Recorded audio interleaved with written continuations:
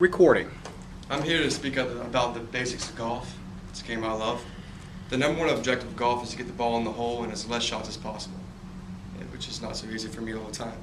But another word you need to know is par. Par is the number of shots it takes you to get the ball in the hole.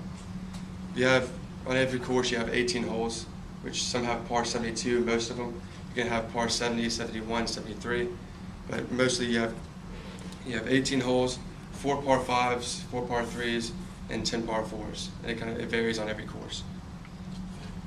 And so if you go more than par, which is not great because you're supposed to get less shots than possible, that's over par. And if you go less than par, which is good, it's under par. So a scratch golfer is a golfer that usually shoots around par, which is actually very good because in most cases, most amateurs still score around a 100, which is 28 over par. The lowest round ever in PGA Tour history was a 58 shot by Jim Furyk, so that's about as low as it can really get, I believe. I don't think we'll see anything lower. And the names for these scores, an albatross would be 3 under on the hole. So if you're on a par 4, also I need to speak about that. Par 5, it should take you 3 shots to get to that green. And then you should have 2 putts. Par 4, 2 shots to get to the green, 2 putts. Par 3, 1 shot to the green, 2 putts. You have to have 2 putts in every hole. An albatross would be 3 under par in a hole. So that'd be a par 4, that's basically a hole on a par 4, or hole out for your second shot at par 5, which doesn't really happen a lot. An eagle is 2 under par in a hole. Birdie is 1 under par in a hole. Par is even par. Bogey is known as 1 over par. Double bogey, 2 over par. Triple bogey, 3 over par, and so forth. Another thing I need to speak about is equipment. You have clubs and balls. Clubs, you're allowed 14 clubs. It goes, every club is a different distance. It goes from lob wedge, sand wedge, gap wedge, pitching wedge, 9-iron, 8-iron, 7-iron, 6-iron, 5-iron, 4-iron, 3-iron, and then most people have a 5-wood, 3-wood driver.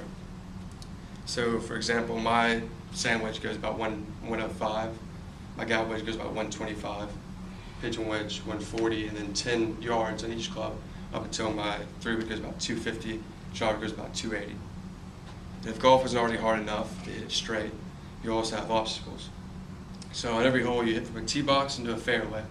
It's a long patch of grass, it's pretty thin, it's easy to hit out of. Then onto a green.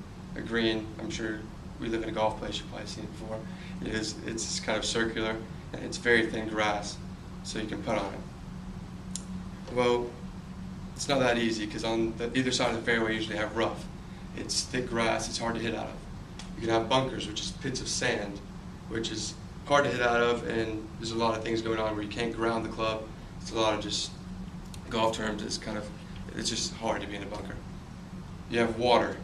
So if you hit it in the water, you have to, wherever you cross the water, you have to go drop another ball, which would be 1 shot penalty, and then play from there. So if I hit off a tee and hit into the water 1 shot, I have to drop the ball 2nd shot, then hit from there 3rd.